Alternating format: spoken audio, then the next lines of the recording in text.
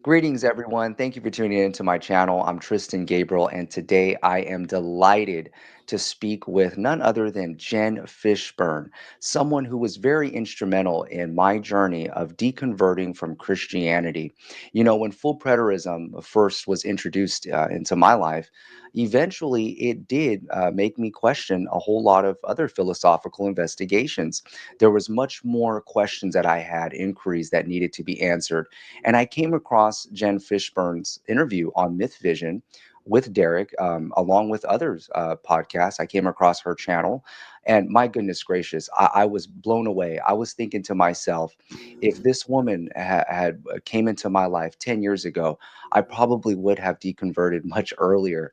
And so, Jen, I want to thank you so very much. And I have stated this to you personally, that in my life, you are a legend to me. I can't think of anybody else, who has been so dynamic as far as full preterism, IO, and now you're an atheist. And also I just want to commend you. I can't think of any other woman who has been leading this. And my goodness gracious, you were key instrumental. There are just so many profound statements that you had made that left an imprint on me, and helped me take that leap of logic, not a leap of faith, a leap of logic to say, you know what, Christianity is just not for me. And I don't believe it's for the 21st century. So thank you, Jen, just for your time, your efforts, everything that you've done, you've contributed. And just thank you for appearing on my podcast. Well, thank you for having me, Tristan. And maybe I could start with this. When I first made that video, why I left Christianity, that was actually the first time that I realized that I was leaving Christianity. But the reason why I did it is because we were in these full preterist debates. We were in these, a few Christian Facebook groups, but mostly full preterist. And IO was a big topic at that time. And people started noticing that I was going in a different direction than everyone else. And so people started saying, well, what is it that you believe? And they just started asking me, what is it? What is it? And so I just decided I'm going to make a video that I can share with them because it's too hard to put in Facebook comments, right? And so I made this video really for like about 30 Facebook friends. And I just thought, you know what? I'm no longer a Christian. That's it. That's the end of the story, like full preterism, right? It's the end of the story. I'm going to walk away and that's it. And I had no intentions of doing anything past that. And that's when I found out that there was actually far more questions that I didn't have answers for after I left Christianity than even all of what I liked was putting all the pieces together in Christianity. That's what I really like, putting all the pieces together. And that's what a lot of people do when they're in these debating type groups, right? They like putting all these pieces together. And so I thought, well, I'm going to miss that part. But I didn't realize there's so many more questions once you get out that you can start putting all the pieces together for, and it actually is living in reality. So that makes a big difference. So that's why I started that. But I am really glad that what I said resonated with you, but that was never my intention. Never did I set out to do the kind of things that I'm doing now. So That's the phenomenal that you state that, because when I was appearing on Brian Simmons' podcast, I was representing the IO preterists against the full preterists, namely in the conclusiveness factor when I was debating. And I never intended for it to go this far and to even speak with you. It's absolutely phenomenal, the fruit of our labors, right? And even just the little things that we may do. But if I could ask you just really quickly, I mean, I do have some questions, and we do have some people here who have questions here in the chat. Looks like we have Derek, who's over here saying heretics. You heretics. Heretics. Yes, Oh, heretics. Yeah, that's an old inside joke. Yeah. Is that it? Okay. Let's go. Let me go ahead and get. Jen is one of the OG predators in the online circles. Yes, That's I true. have to say, my goodness gracious, you just recently joined the Facebook group. You came back into predators. Can I say one thing since Derek posted that first stuff? So yes, Derek was actually the very first person that I told when I was leaving Christianity. And so he was the first person that I gave that link to. I said, look what I just did. I shared it on Facebook, later, but he was the very first person. And so thank you for showing up today, Derek. I appreciate the support. So, Yes, yes, and we know that Derek, is in my eyes a legend as well. He's put the myth view of the scripture on a historical level. I mean, there's no other human being in human history who has reached so many human beings, mhm, bringing out the myth vision, and that but right there is absolutely phenomenal. And when I had saw your interview. Because it's a process, Jen. We know you mhm, can't just deconvert overnight. I mean, there's neuropsychological deeply embedded doctrines in within the human brain. So it's literally impossible to just deconvert right, overnight, right? So it right. takes time. And I just remember I came across Derek Lambert's channel when I was listening to Don Preston, when I was listening to Jason DaCosta. It's just an amalgamation of different views. And I just remember you had made some key statements that stuck with me. And you and Derek, my goodness gracious, I want to thank you guys both once again. I know I've thanked you before, but once again for your contributions. Let me ask you, Jen, what do you think is the current state of full preterism? And what do you think the future of full preterism is going to be? Let's see, I don't know, decades from now. I spoke to Daniel Rogers just the other day, wonderful Christian. I respect him as a Christian. And that was the topic that we had, pretty much the future of full preterism. We know that full preterism has been, deemed as heresy within Christianity. But where do you see it going as far as the movement is concerned? I mean, will it grow? Will it fizzle out after dawn? I mean, what do you think? I'm not sure I'm the right person to be asking this question Okay. to right now. I did step away from full preterism for several years, actually, after I left Christianity as well. I didn't have any interest in debating the details of a fiction story any longer. Mm, And then when I spoke to you the other day, and you're like, "Oh, please come back into our Facebook group," and I thought, that's where all my friends are. That's really what I thought. I miss my friends. And wow. so even though, so I haven't followed really where full preterism is going in the last several years until maybe the last week since I was in that group. Now, nothing much has changed. I will say it's the same arguments. It's the Mhm. same discussions that they're having. Not much has changed, but they are all my friends there. And so that was good. So I would say, Don Preston is the de facto leader at this point. But Max King was the leader before that, and full preterism survived when Max King he left Christianity, definitely went into universalism, and his sons just went in a completely different direction.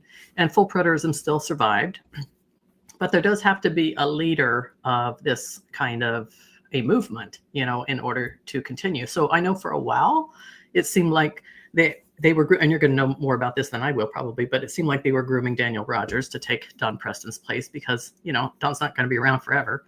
But I'm not sure that Daniel will, well, he's certainly very different from, Don Preston. But there does have to be somebody to step up and be a leader in order for it to continue. But it doesn't seem like it's really growing a whole lot, not any more than it was, when I was in it several years ago. I don't see that. I do see that there are problems that, that you and I have discussed a little bit that neither Don nor Ed Stevens can answer. I don't think Ed Stevens is going to be the leader that keeps full preterism going. He has a very small little group of people, but I'm not sure. I don't see it growing by leaps and bounds, which is what I hoped when I was in full preterism. Right. But when you have a couple of problems that you really can't address, and for me, it's the climax. The climax of the story is missing. I don't care who Yeah. you are in full Yeah. preterism. Even Alan Bondar, who still is like full preterism is the answer to everything. I don't care who you are. You cannot tell me what the climax of the story is.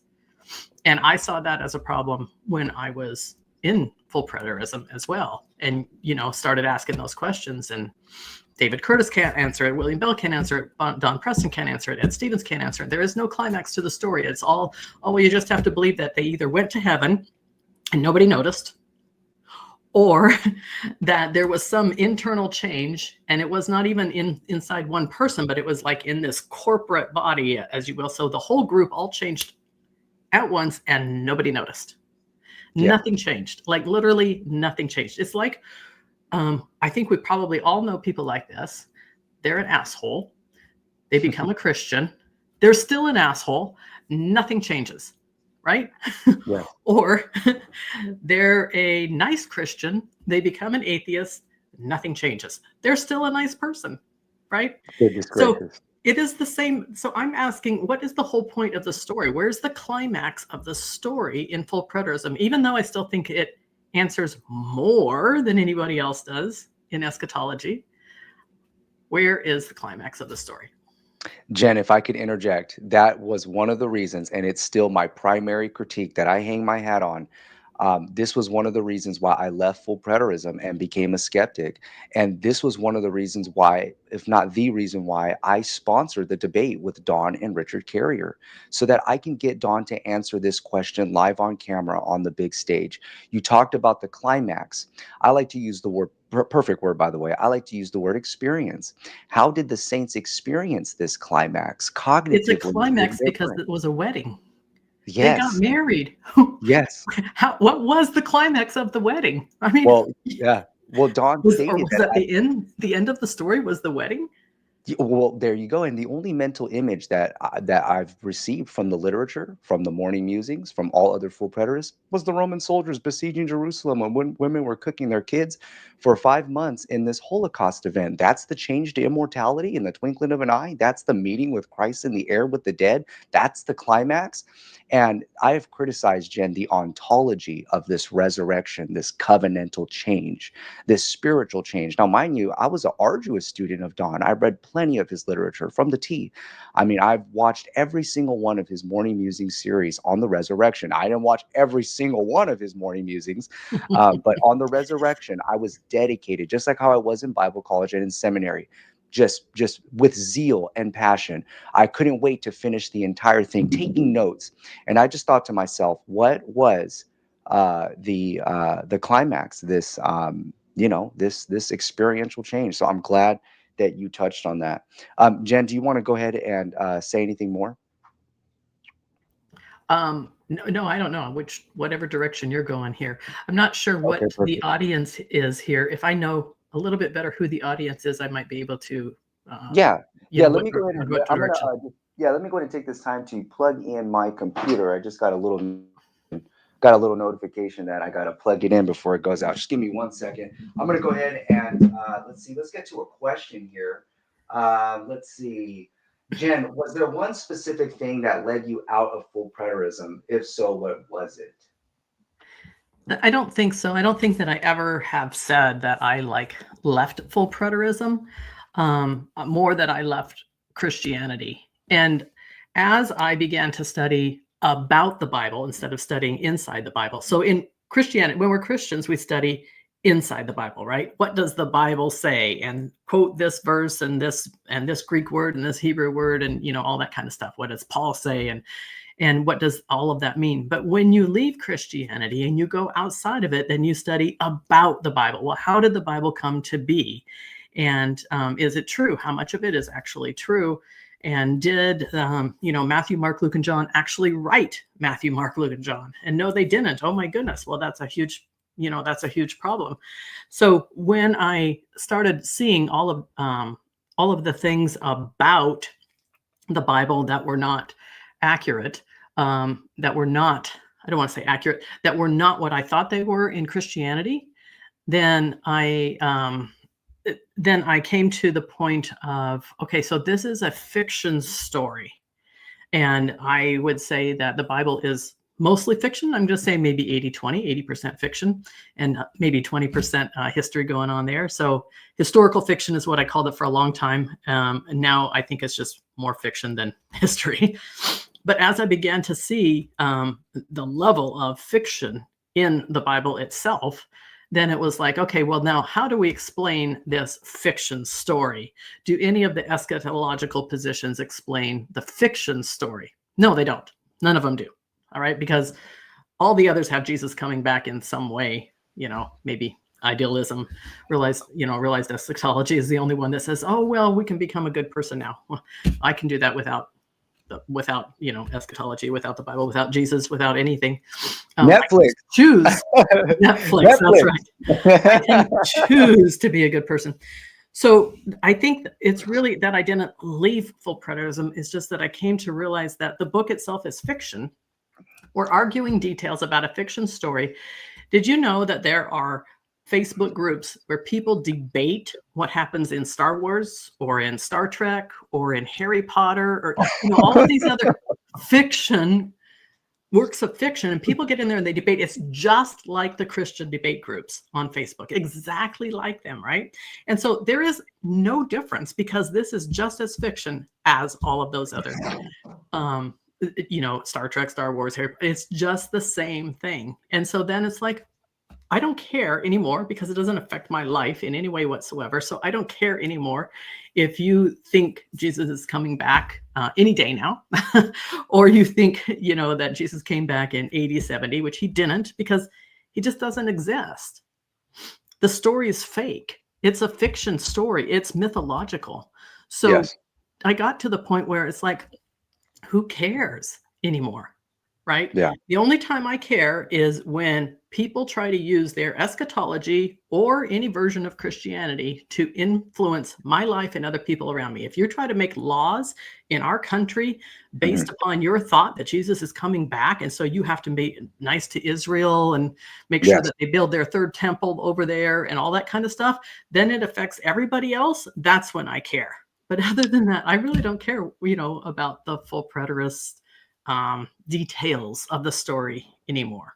Wow. I mean, yeah, absolutely. And like you state, we talk about Star Wars and all these other fictional stories, Harry Potter, but religion, we know that it's different. It affects people differently, because they truly do believe that these prophetic state of affairs are going to take place. Well, let me ask you, Jen, I like to know, when people say that people like you and I, who left Christianity, that we were never saved, that we were never genuine. I mean, let me ask you, somebody who's a veteran in this theology business, what is your response to that? The first time I heard it, I was shocked. I spent an hour on a video telling you why I was a Christian, right? And then you just said, oh, you weren't ever a Christian, I literally took a whole hour to tell you why. And then, so, there's very few people, Tristan, that I meet who have studied as much or more than I have in the Bible. And when I saw your interview with Derek, I was like, oh yeah, Tristan's got it. He really understands what's going on. And so part of it is the level and the depth of study and research that we have done into the Bible. But the other side of that is experiential. One of my favorite sayings is that I used to have imaginary relationships with fictitious characters, and then I grew up. I thought for sure that I was in this relationship. I thought about Jesus 24/7. I was always in a mode of prayer. I talked to Jesus all day long. I had walks with every morning when I would take my morning walk for an hour, I would call it my walk with Jesus, because all I was doing is talking to Jesus, right? And I loved Jesus more than anything in the world. I loved him so much that I wanted to know exactly what he wanted me to do in my life. And I did some crazy, crazy stuff. Now you've done some crazy stuff, Tristan, but I've done other crazy stuff. And together our level of crazy is pretty much off the charts, as far as we were just trying to live according to what we thought Jesus wanted us to do, because we loved him. That's all. That was the only reason, right? Because we loved Jesus, that we wanted to be this level of crazy that, I look back at it now. I know one of the stories people think is funny, when I thought that we should be sacrificing chickens because we couldn't sacrifice goats and stuff. If I wanted to be consistent in the Bible, Right. So anyway, I remember the first time I put on a pair of pants, because I was one of those, dresses only Christians for a long time. And the first time I put on a pair of pants, I went to the store, I bought a pair of pants, and they were like really, really loose fitting ones, right? Because you can't show your form or anything like that, right? And they sat there for 3 months before I tried them on. Wow. Because I was scared that God was going to strike me dead. Wow. I literally thought he was going to strike me dead. So Wow. the first time I finally got up the gumption to try them on, I put them on and immediately took them back off. They weren't even on for 1 second, right? Because I was so afraid that God was going to strike me dead. So how did I get to that level of fear over something like, it wasn't even logical when I looked at almost every woman in the whole world wore pants. Well, Christian woman in the whole world wore pants, and none of them, God didn't strike any of them dead. So it didn't make any sense. I didn't even think this one through, obviously, right? But why? Because I love Jesus so much. I wanted to do everything in my whole life just for Jesus, just because I loved him. The So details mattered. when The people details say mattered. I wasn't really a Christian, I've done everything you've done and a whole lot more, probably. Absolutely, absolutely, and, one of the reasons why I had such a strong, I wanna say, an affinity, a predilection, a kinship when I was listening to your, stories and your interviews, I thought to myself, "My goodness, I share that exact same zeal." I came from the apostolic background. My mother till this day, she still wears skirts, no makeup. That's how our women were. They didn't cut their hair, 1 Corinthians 11. However, they interpreted that. Some say it's erroneous how they are interpreting 1 Corinthians 11 with the uncut hair. But that right there, that skirt wearing, aspect of Christianity, my goodness, that hits right home, Jen. You know, um, Same here. We had dress codes as well. Growing up, and the details mattered. The details mattered, even how we dress, how we conduct ourselves, and just doing zealous things. And I come from the Pentecostal background, so I look back at some funny stories, trying to operate the gifts of the Spirit, things like that. I've done things that I had to struggle with. There was a time, Jen, if I could share this story, there was a time when I felt convicted of God, to preach in front of a student body. I was in Bible college, or do any type of ecclesiastical ministry before I knocked on every single door in my neighborhood, and at least try to share with them the gospel, try to bring them to church. And I just felt that for days. I thought, well, maybe God's telling me to just go and knock on every single door. My eschatology, Jen, was the centerpiece. I truly believe that we were the rapture generation. I Mhm. was a dispensationalist, so of course, I followed the Tim LaHaye rapture theory. Um, and my pastor, my goodness gracious, was still to this day extremely zealous. I mean, he would go on 30-day fasts. We would watch him just be so skinny, and he would preach the coming of the Lord. You can YouTube him.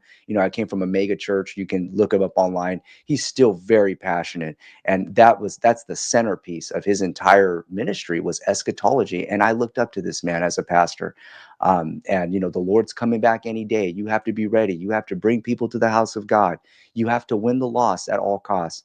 And my very first full-time ministry position was in Pennsylvania, Reading, Pennsylvania, the poorest city in Pennsylvania. I worked for this pastor full-time, and all he had me do, Jen, was knock on doors. It was like a dream come true. I literally woke up and just knocked on doors all around Pennsylvania from sunrise to sundown. And then we did guest follow up. And by the time I was done, there was about 200 new guests and visitors by the time I left Pennsylvania, by door knocking. And my goodness, I'm thinking, this is what the kingdom of God is. It was beautiful at that time, even though I do say it was delusional, even though I Mhm. do believe that, yes, it's just like trying to live out a Harry Potter book, or trying to apply a Star Wars movie to you. Yes, I truly believe that's what it was. I still had some good times. I met some good people. I still have good friends. But when I became a full preterist, all of that came to an end. I was spurned away from my pastors. My father didn't speak to me for over a year. My grandfather was a Mm. pastor. My father was on a pastoral staff. He used to sit on the platform in this mega church with, his name was Bishop Kenneth Haney. When he had passed away, in 2011, he hit the front page paper, in my town. He became the bishop of the United Pentecostal International, and that was my Pentecostal palace that I grew up in a Bible college. We had a radio station, we had dorm rooms, we had a high school that I actually taught at one point, and so that was my entire life, Jen. I was like born as a soldier in Christ, and for somebody to come and tell me that I was never genuine, I was never saved, Mhm. shame on them. Mhm. Just like you said, Jen, you haven't even done half of the commitment, and it's not a boastful thing. We did it out of love. We did it out Mhm. of, we're just talking about ourselves in the third person. We're reflecting on our lives and what we did. But for somebody to say that, the sword cuts both ways. We could easily turn around and say, well, you're not a Christian. To be quite honest with you, I'm looking at the fruits of your labor and the works that you've done, and I don't really truly believe that you even read the Bible from front to cover. So when somebody wants to take those low blow shots, or they'll say, they were from us, but they departed from us, First John, right? I think that's just absolutely unfair. And thank you for your response, by the way. And it's by your zeal and your passion, Jen, that I believe people can see. And you've had an effect on leading people out of Christianity. Looks like we have some comments. I just want to go ahead and put these up here. Let's see.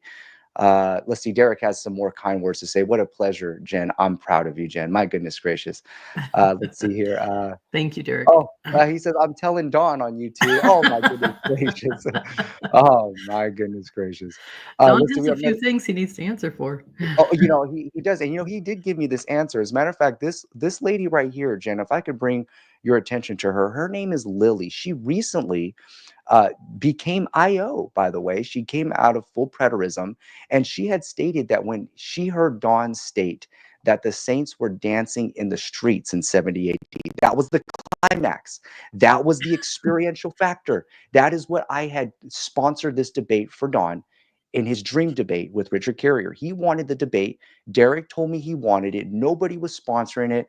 And I said, you know what? Out of my admiration for Don, which I still admire him as a debater, and if anybody's going to carry on the mantle, if anybody's listening, if you're a full preterist, if anybody's going to carry on the mantle after Don, you're going to have to be a debater, because Don is the one who set that stage and that standard. He's the one who brought it to historical platform with Michael Brown and Richard Carrier. So if anybody's going to carry on Don's mantle, you have to be willing to debate. But this woman right here, Lily, she stated that she left full preterism when she heard Dawn state that the saints danced in the streets during the time of the besiegement of Jerusalem. Absolutely amazing. Alan Bondar told me the same thing. Jen, he said, if I had heard Dawn say that 20 years ago, I would have probably left. I would have questioned a lot of things. And so it's absolutely amazing, that statement. But here's the question, Jen. Thank you for your patience. What would you say to someone like Wes Huff, who spends his life researching and proving the historical accuracy of the Bible in history? Do you believe there are, quote, truths in the Bible at all? And this is Lily. This is Lily, yes. Okay. All right. Hi, Lily. So thank you for your question. So a couple things. First of all, I have no idea who Wes Huff is, so I can't answer that part of the question. But as far as other people who try to prove the historical accuracy of the Bible in history, that's a really broad question. So again, I'm going to say there's about 20%, and I'm just making up this number, but I would probably say it's fairly close. About 20% of the story is historically accurate. And so are there any truths in the Bible? Well, that depends. Are you talking about the stories?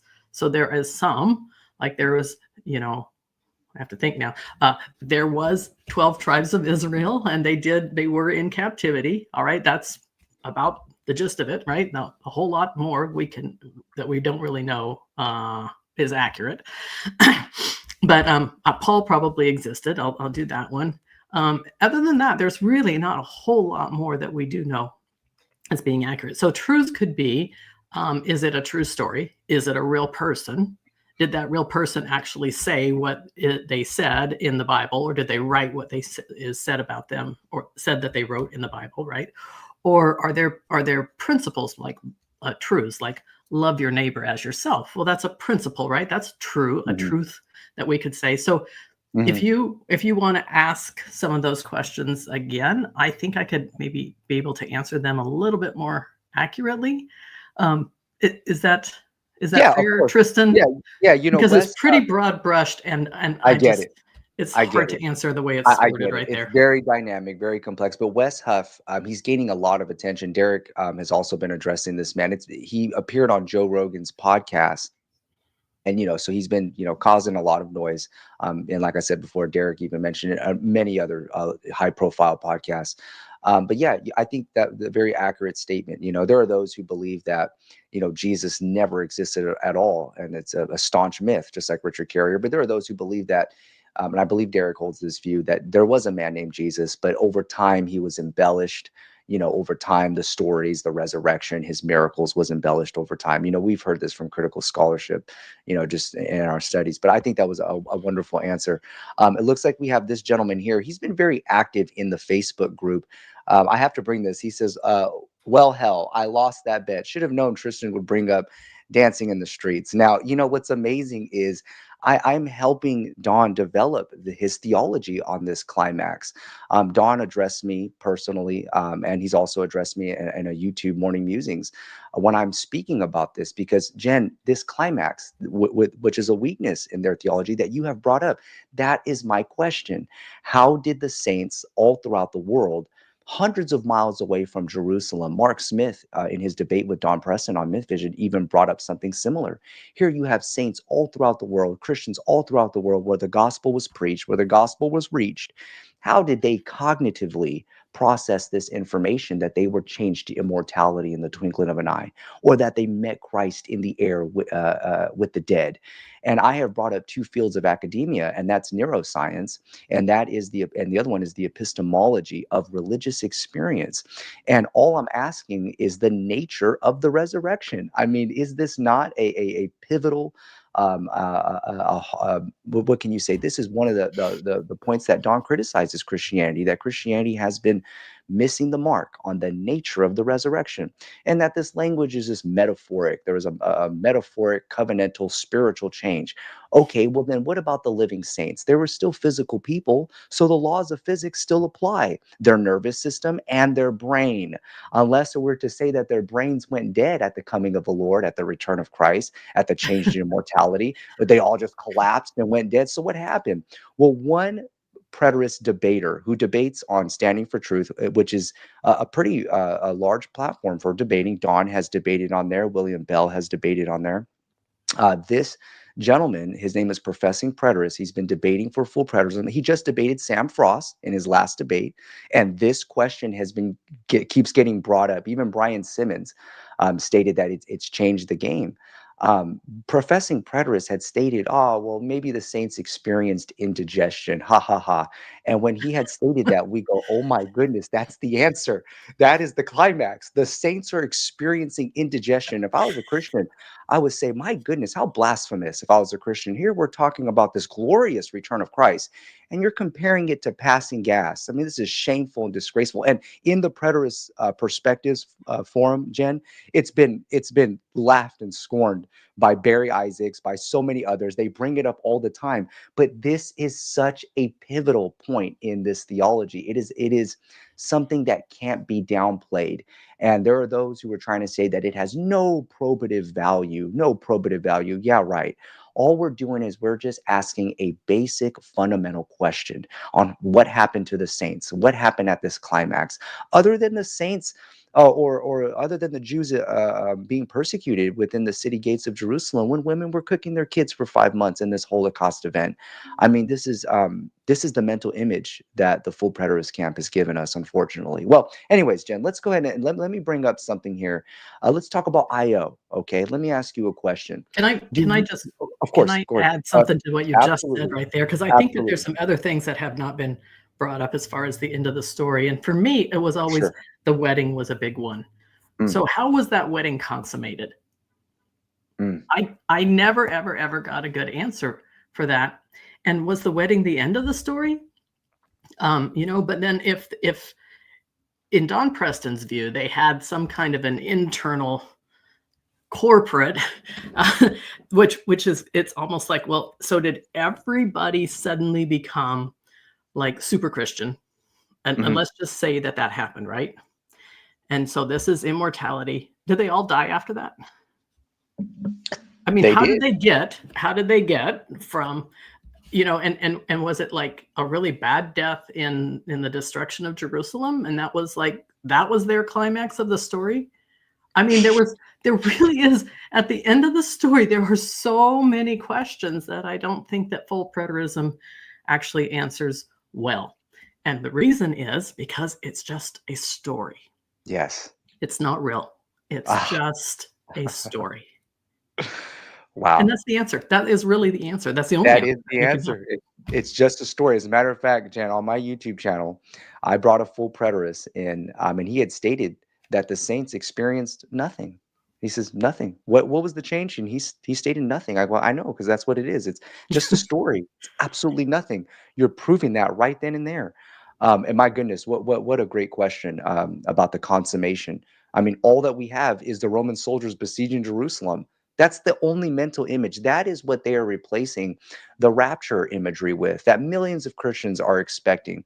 So, the full preterists, they criticize Tim LaHaye, the dispensationalists, John Darby, this whole caught up together with the dead. They say, oh, that's false.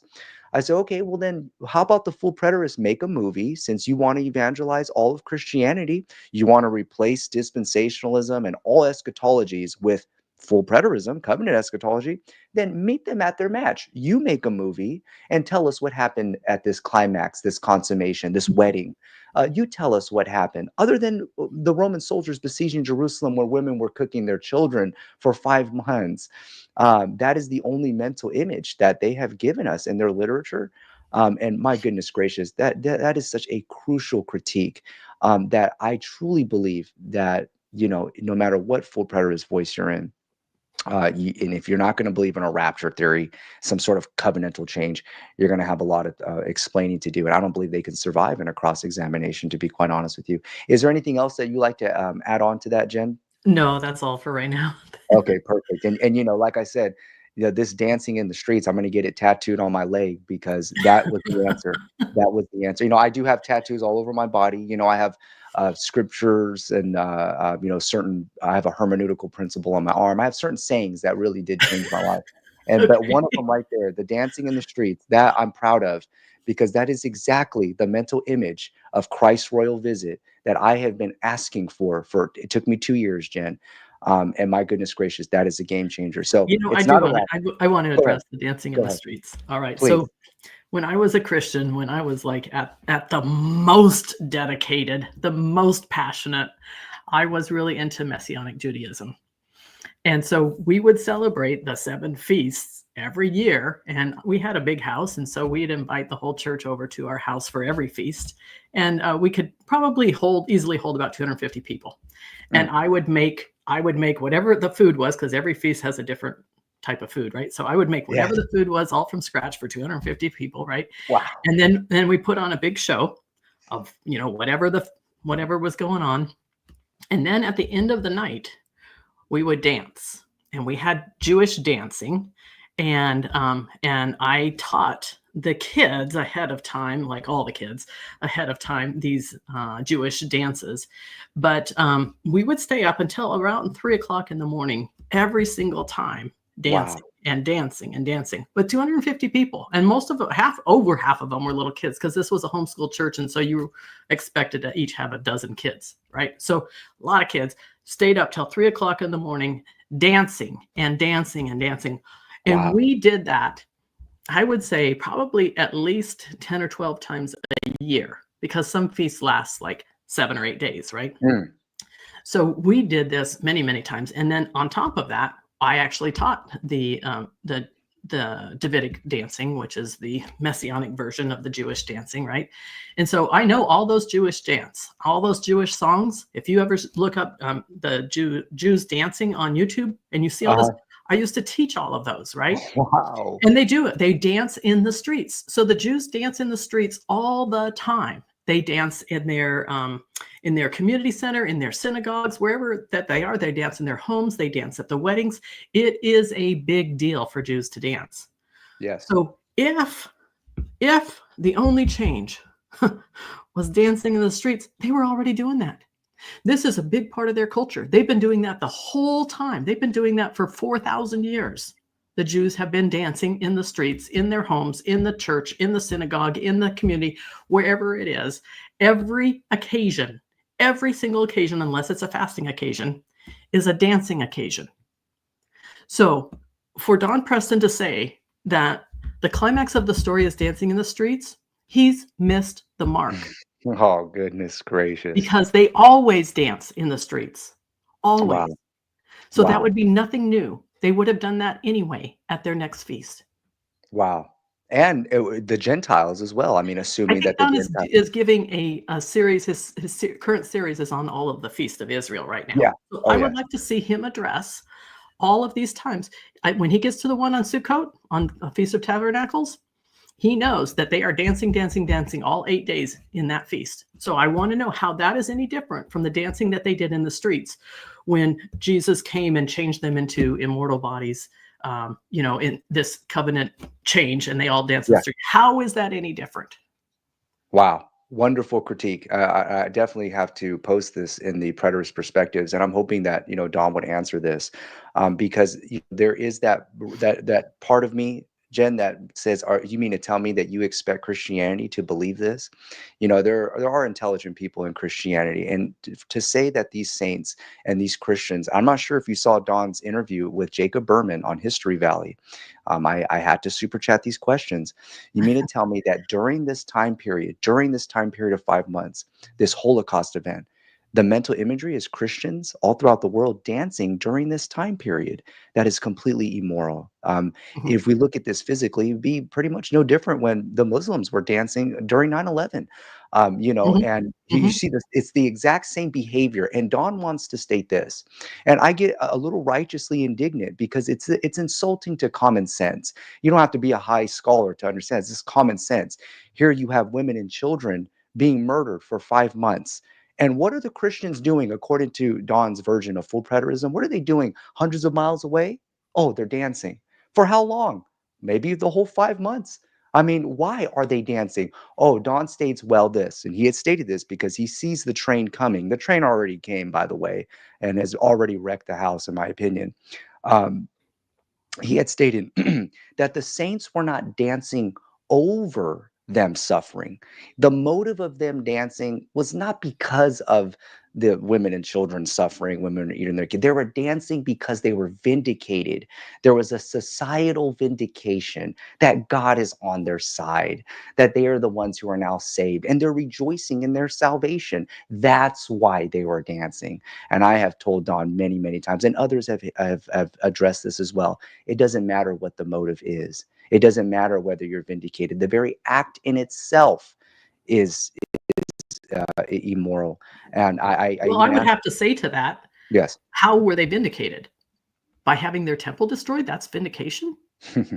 By having their whole religious system destroyed? That's vindication? Wow. How were they vindicated? If Wow. that's what Don is saying, I don't see in any way whatsoever that they were vindicated. Wow. There's there's nothing. And then salvation, how are they saved? They were supposed to be saved from, this is what Don Preston says. They were supposed to be saved from the wrath that was coming from the judgment at the end of the old covenant for those who disobeyed the law of Moses under the old covenant, those who were under the old covenant, right? This is what Don Preston says. That's what their salvation was, from this wrath that was coming. How Yeah. were they saved from that wrath? By eating their babies? By having the temple destroyed, by losing everything, by losing this war in massive, massive proportions? How is that vindication or salvation? Either one. Wow, amazing. And what about the Gentiles, those who weren't Jewish descent? Well, I'm assuming the Gentiles not from an IO perspective, but those Gentiles living hundreds of miles away. And I told many full preterists, it's like, oh look, I'm sipping my tea. Oh, look at the torturing that's happening way down over there in Jerusalem. Oh, that's the change to immortality in the twinkling of an eye, right there. Oh, look at a woman eating their child. We have now met Christ in the air. Just sip my cup of tea while my inward man is now morally perfected. That was it. And this is Mhm. absolutely ludicrous. And it's literal nonsense, Jen. And if I could just state this, they state this, that it happened in the unseen realm. So your eyesight doesn't apply. Optical vision doesn't apply. This is what they state. It's in the unseen. It's an unseen event. That's why history doesn't record it. That's one of their quote strong points. Okay, so, I realize that. okay, but I know. Go ahead. Go ahead. but what happened? That's what I want Yeah. to know, right? That's what How? we all want to know. That's what we What want to know. happened? What happened? Exactly. Yeah. Were they suddenly, so now I went to Assembly of God, and one of the ways of telling if you were filled with the Spirit was that Galatians 5:22 and 23, love, joy, peace, patience, goodness, kindness, faithfulness, gentleness, and self-control. So they were supposed to have the Holy Spirit before all this happened, right? During the 40 years of this transition, they're supposed to have the Holy Spirit, and they're supposed to have all 9 of these fruits of the Spirit. This is actually a corporate concept, right? The 9 Yes. fruits of the Spirit, individual fruits, they're not individual. You're supposed to see all 9 at once. Boom. Okay, that's really what a corporate concept is. Like Yes. a bunch of grapes, right? There are 9 grapes on this little bunch of grapes, right? So you get all of them. You don't just get one grape at a time. So you've got all this, and you're supposed to have this in this 40 years. But in this transformation in AD 70, when Christ came and they were transformed, what were they transformed into? If they had this internal transformation, what else did they need? They already had the Holy Spirit who gave them, the mind of Christ. They already had the Holy Spirit who gave them the fruit of the Spirit. They already had the Holy Spirit who gave them all these things that they needed to get through this 40-year period of transition, which Yes. I do believe that is the whole story of the New Testament. But what else did they need? How were they changed internally? Yes. And that Yep. would have been, according to Don, everybody got it, boom, in the twinkling of an eye, all at once. They all got it. And yet we have no record of anything different happening. In fact, not one preterist, full, partial, I don't care what, not one preterist has anything that we need to have showing evidence of that in our life other than what is already in the Bible, which they said they got from the Holy Spirit during this time. There's not one additional thing that people have, that Christians have today. Not one. Wow. Amazing. Amazing. And I've also criticized this exact same thing as well. What was the instrument of the Holy Spirit in this moral perfection? This is what they state, that it's a moral perfection in the inward man. And I said, well, the Holy Spirit was already deposited. Everything you just stated, Jen, I said it was a deposit seal of redemption that at the day of the Lord, when Christ was to return and vindicate them, change them immortality. What happened then? What was before and after? And there was a man that was representing full preterism. I have a clip on the YouTube channel. I said, okay, so does Galatians 5, the wrestling of the flesh and the spirit, did they no longer have a sin nature afterwards? This is very common, the sin problem after 70 AD.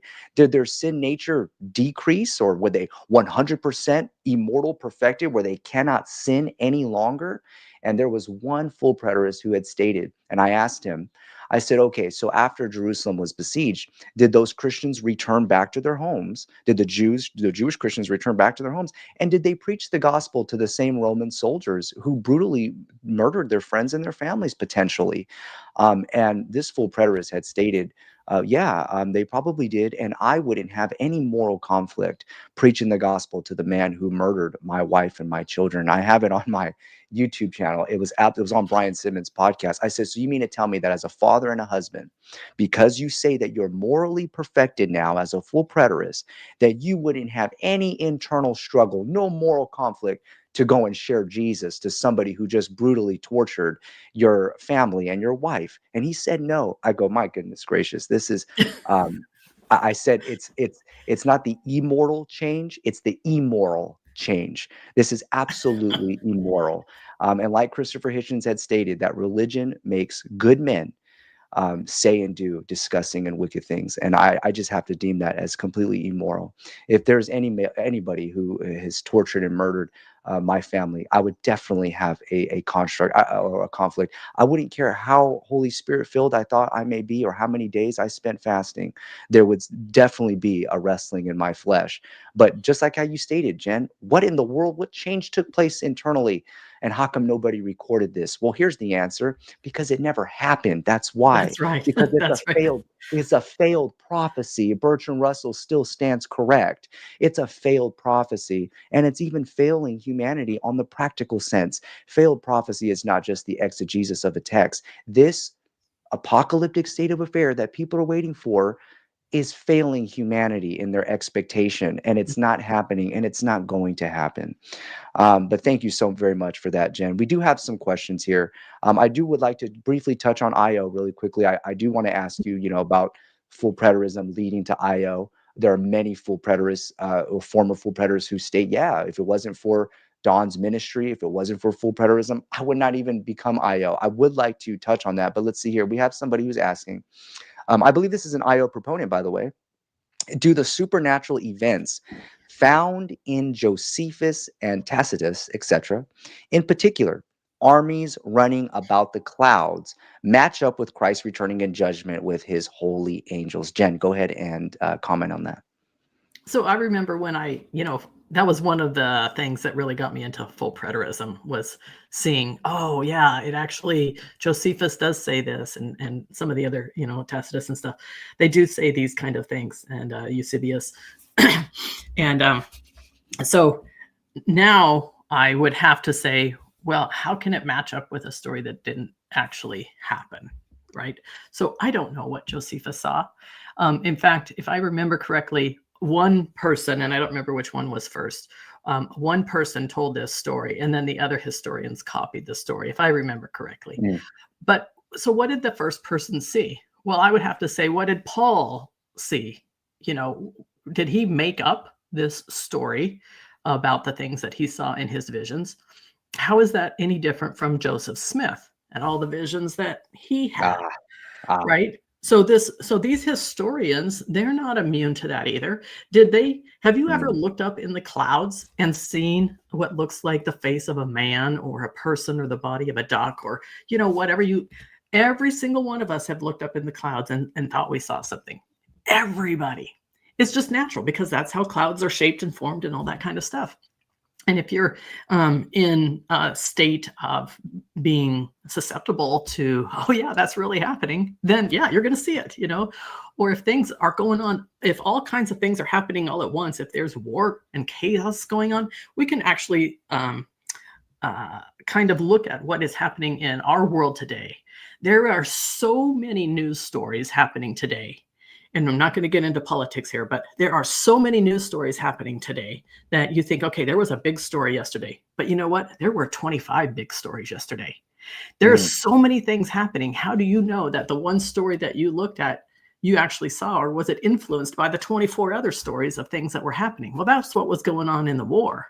How do you know that the cloud you saw was actually, that's what it really, really was? Or were you influenced by all the stories of the war that was happening around you? So we don't know. That was, if I remember correctly, it was one person who saw it and then two historians who copied the story. So Did it happen? We haven't. Probably not. It's probably just, that's what it looked like to them. Yeah, I'd like to comment on this question. I've seen this question before, Dan. First and foremost, this does not address the experiential factor of the change to immortality in the twinkling of an eye and the meeting with Christ in the air with the dead, which the full preterists state were in Hades. The full preterists have stated that there was a change of location, that the dead spirits that were in the underworld, Hades, the mythological Greek world, by the way, it's funny, Jen, when you see that word Hades in the Greek, you think that's a mythological realm. Like, what is the? Are we? It's just been right there this whole time. That they were actually caught up into heaven. And I've criticized. Well, then there is a rapture for the dead ones. They were the ones who were caught up into heaven, while the living saints got left behind. So the full preterists do have a left behind series. It was the righteous. The dispensationalists say, oh, it's the sinners who get left behind, while the righteous get taken up. Well, according to the full preterists, if you're not Ed Stevens, it's the righteous Christians who get left behind in this evil world, while the dead ones get caught up into heaven. So there was an ontological change in location and in motion, because those souls had to have at least experienced some sort of emotional change, even if it's in the transcendent realm. But anyways, first and foremost, this does not, Dan, talk about the change of twinkling of an eye and the meeting with Christ in the air with the dead. So even if we granted that this metaphoric language in the clouds is true, it still doesn't talk about the change in mortality and the meeting with Christ. Also, if Josephus did see something in the spiritual realm, like he's tapping into the spiritual realm, which the full preterist, namely Don, had stated that it was like Elisha's servant tapping into the unseen realm. Jen, you've heard of this comparison before, correct? The unseen realm. Okay. Well, that one right there sparked so much interest in me in my journey, because I go, okay, so wait, when I'm reading 1 Corinthians 15, change the immortality, I have to think about Elisha's servant in 2 Kings chapter 6 when he fell into some sort of trance and he's tapping into the unseen realm, processing information of the chariot armies that's surrounding them. Well, that is what they're dovetailing that story from Josephus. Well, Josephus is seeing things of spiritual armies in the unseen realm. I would say, okay, so then what was his physical reaction then? If we were to sit back and observe this, you have to be in some sort of hypnotic, trance-like state. You're probably stuck like, and when I was debating full preterists, I used to have these glasses, okay, these with spirals, and you can go back and you can see, and Brian Simmons absolutely loved it. Lance Conley, other people who were former full preterists, they absolutely loved when I put on these glasses, which I got to get a new pair because they worn out, by the way. But every time I debate a full preterist, I go, okay. So they go, yeah, it happened in the unseen realm. You go, like Elisha's servant, right? They go, yeah, bingo. So I put on these glasses, and it has the spiral eyes, and they're seeing things in the unseen realm. That's the physical reaction. So just imagine saints all throughout the world, tens of thousands of Christians, and that's why they've been called Gnostics. That's why full preterism has been criticized as being Gnostics, because they're seeing some sort of secretive knowledge and they're experiencing some sort of spiritual event that only a select few get to see. And so this is why Gnosticism now. Don likes to say, well, Gnostics teach this. Fine, a neo-Gnosticism, a form of Gnosticism. Okay, how about that? Don has been criticized as dancing around, has been known as Dancing Donnie. Well, now he's really, added that dancing concept and highlighted that, brought a new meaning to life with the dancing in the streets. So now you have this hypnotic state of Elisha's servant tapping in the unseen realm while they're all dancing. My goodness gracious. Roderick Edwards, I had him on my channel, Jen. Roderick Edwards. I mean, my goodness gracious, he's been around for so long. I know you know him. He had stated, my goodness, did Don just become Pentecostal when he heard about this dancing in the streets? And so, and I'm telling you, I was one of them, born and raised. I've seen grown adults just dancing and weeping and crying, tears of joy, being, in right in the middle of the altar. Cameras are on them and everything. I was one of them, okay? As one of those dancing, holy rolling Pentecostals, okay? So when you say that, dancing in the streets, that hits home, because I literally see that. Just like you, Jen, we literally experience this, and you feel some sort of high. You feel definitely. We call it drunk in the spirit is what we call it. You get drunk and slain in the spirit. It is beautiful, right? It's like, okay, so that's what's happening here. Christians all through. And when is this time? What's the time statement, full preterist? Since you're all about time statements, what's the time statement of this dancing? Oh, I know. During the time period, during women cooking their children and eating them, during the besiegement of Jerusalem, during this Holocaust event. And this is why this doctrine of full preterism is actually absolutely immoral, in my humble opinion. You have to at least believe the way Ed Stevens believes, because this covenantal spiritual change, absolutely ridiculous. Here's Richard Eckhart. Go ahead. Can I answer that before you go on? Absolutely. Yeah, so I think that especially the people who believe in this covenantal internal change, that it's all happening in the spiritual realm and all this kind of stuff, that they're more Gnostic than they realize, and that Gnosticism is really more prevalent in the Bible that they actually realize. So this is one of the things that kind of led me out of Christianity, when I realized that first of all, Matthew, Mark, Luke, and John were not written by Matthew, Mark, Luke, and John, and they were written decades later, not by eyewitnesses. But what we do have is the first known books of the New Testament, 27 books of the New Testament. The first known ones to be written were Paul. Now, Bart Ehrman makes a good case for only half of those letters being legitimate. But when we look at what Paul has to say, he doesn't talk about anything in this world. Everything is in the spiritual realm. And he only sees Jesus in the spiritual realm. Jesus talks to him in the spiritual realm. It's all in a vision or a trance or a dream or whatever you want to call it, but it's not actually happening. And so everything starts with Paul, and then they build backstories about Jesus and stick them in as if they happened decades earlier. But none of those those are just backfill stories. They're not really. Paul starts, he's total Gnostic. And Richard Carrier makes a huge case for this. He does, and I do think that it's well worth it for people, anybody who's who doesn't think that Paul is a Gnostic. I think they should read Richard Carey's work on this. But and so this is what is really happening. And so this is where Don has to take his material from a Gnostic case. He is making a Gnosticism case. And you can call it neo-Gnosticism or whatever, but Paul is 100% Gnostic. Yes. Now, they burned a whole bunch of other Gnostic books in the first 2 or 3 centuries, right? And so we don't know a whole lot of what other else was going on, but this was really popular back then. And even when we look at some of the major and minor prophets in the Old Testament, there was a lot of Gnosticism because they were seeing all kinds of stuff that, wasn't actually happening in the real world either, right? So this was very, very, very prevalent at that time. And so if we try to say, because I know that it is popular to say, no, I'm not Gnostic, or I don't believe in Gnosticism in Christianity today, right? But that really doesn't line up with the Bible, because both the Old Testament, all the prophets, pretty much most of them, and Paul, who is the primary author of the New Testament, everything else is built on Paul, they're all Gnostic. They're all Gnostic. And so for Christians like Don and anyone else to try and mix and come up with a story that relates to us today, or even make sense of it 2,000 years ago, without having the Gnostic element, you're not going to come up with the answers. And that's why Don is struggling, because he's trying to straddle both worlds. Yes. Right. And so, and he can't find his footing in one place or the other. And so even if he does go full Gnostic, which is what he semi is trying to do without using the term, there's still nothing. He's got nothing, right? He doesn't have an end to the story. There's no end to the story. So Gnosticism needs to be discussed more within the full preterism movement, I think. Yeah, absolutely.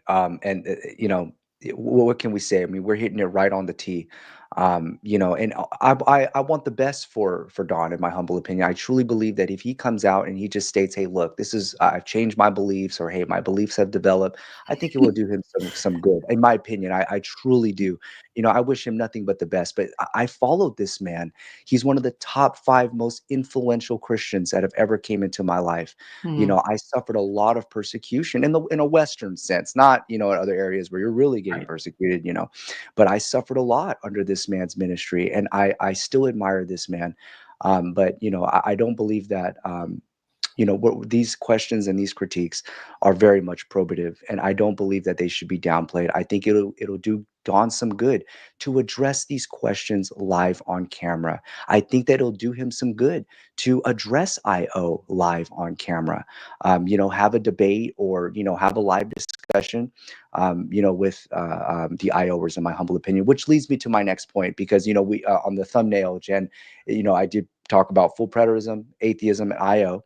Let me ask you: do you believe that full preterism, those who are full preterists, that it will lead people to the IO conclusiveness? I understand the Gentile argument is one aspect with them, and there's different versions of IO. We know this, Right. but just please have your liberty. Tell us about full preterism, IO. What's the future of your contributions towards the book? You are one of the authors, and in the preterist community, that's history in the making. This IO book that Michael Bradley has concocted. Please, by all means, have the floor. Okay, so first of all, just for anybody who doesn't know what IO is, IO stands for Israel Only, and it's basically an overarching concept that the Bible is all about Israel. Okay, that's the short version. Within that, just like within every denomination of Christianity, there are all kinds of different ideas about what that actually means. So does, you asked a whole bunch of questions there. So does full preterism necessarily lead to IO? I'm trying to remember, because it's been several years since I've been out of this whole field, but is it Michael Bradley that says consistent full preterism leads to IO? I think it's Jason DaCosta does that one too. He has his channel is consistent preterism. Yes. All right. And so that's really what I what I found was when I first became a full preterist, because of the background of all the things that I had studied and the way that I had learned how to do word studies, which was mostly from K. Arthur, the way that I had learned how to do that, and the way that I had learned how to always look at every passage and ask who, what, where, why, when, and how in every single passage of the Bible, Yes. when I realized that that was really the foundation of full preterism, then I instantly saw, okay, this is not this passage. Who I just started asking those questions. So one of my favorite ones is Jesus says, "Ye have not chosen me, but I have chosen you." So that's a passage in Calvinism that people try to say, "Oh, it's not my choice. You know, it's only God's going to choose the people that He wants to become saved." Right. Yes. So first of all, we say, okay, who said it? Jesus. All right. So then, who was He talking to? I think I've asked you this, Tristan. Do you know Yeah. who He was talking to? He was talking to, was it primarily the Jews at that time when he was No, asking He was this? talking to His disciples. To his So disciples, yes, that's he right. had You're just correct, yeah. chosen 12 people to be His Right. disciples, and Right, that's what right, He right. says. You didn't Right. choose me; I chose you. Yes. Maybe it's just like you go in for an interview, a job interview, right? You don't get to choose where you want to work. They That's get to true. choose if they want you to work there. It's exactly the same thing. It was just a job Yes. interview for these 12 disciples, right? And Yes. so He chose 12 people, and that's all He was saying. So when we look at so there's a whole group of Christians that are built just on this verse, and it's all fake because that's not what He was talking about. He was just talking about picking 12 people to go with Him while they walk Right, around exactly, yes. Galilee, you know? Yes. That's really all it is. So I that was like a light bulb moment for me when I realized that we Wow. have to look at who is on each side of every interaction in the Bible. There are two people or two groups of people, the person talking or writing and the person reading or listening, right? Or who they're talking about, right? But there's at least two groups or two people in every interaction. All right. So that was, if you are consistent with that, and we call that audience relevance. Yes. If you are consistent with that, it will lead you to IO, to Israel only, because the Bible is Israel's, now I call it mythology book, right? It's Israel's religious book. It's Israel's history book, but not much is history. Even most Jews don't think much of it is history, but it's Israel's book. So Egypt had a book of mythology. Greece had a book of mythology. Rome had a book of mythology. Assyria, Babylon, all these different places have their own book of mythology. Now, whether they put them all into one book like we did with the Bible doesn't really matter. They have all of their stories, right? And this is their stories. Well, this is no different. Israel has theirs. Israel was last. They were the latecomers to this story, but it is still about Israel. You will not find anything about New York or Los Angeles or Chicago Yes. in Yes. in that story, right? You Yeah. won't find anything about in 2,000 years this is what's going to happen. That's In correct. fact, you don't find anything much past that little part of the world, you know. Yes. So Israel, and so I know you asked me a bunch of questions, but can I just go on with what I? Go on. I know I did. Like I said, you take your liberty, Ben. This is your show. This is your platform. Take your liberty. All right. So there are some people in the Israel only movement who make a strong case for the Bible being only about bloodline genetic Israelites, the 12 tribes of Israel. And there's a strong case for that. But that is where, if people get stuck on one little detail. Well, what about this person? And what about that person? And you can do the whataboutism, all you want. But I have flipped that and I look at it from a completely different perspective. So I'm going to tell a little story, and I think you'll get where I'm going here very quickly. So this story is about the United States of America. So we started about 250 years ago, and we have a constitution, and the constitution is the law that applies only to the United States of America, right? Mm-hmm. So if you live in France, you cannot break the laws of our constitution. You will not get in trouble for breaking the laws of our constitution because they don't apply to you. Our constitution has no jurisdiction over anybody outside of the United States. Nobody outside of the United States is under the authority of the United States Constitution. So the United States Constitution is like the law of Moses for Israel. Okay, so the law of Moses was only given to Israel at Mount Sinai. And when Moses says to Israel, he literally says that to Israel, right? Yeah. So, so now, how did all of these people come to be in the United States of America? Well, there's a backstory, right? So that backstory is they started in Great Britain, and there were some things they didn't like, and so some people, you know, decided to move and start a whole new country on their own. Israel also has a backstory, right? And so you look at everything before Moses, which Moses didn't exist, but let's just assume he did. You look at everything before Moses, and that's Israel's backstory. Well, that's how they came to be, right? And so we see that particular backstory. That's Israel's backstory. Yes.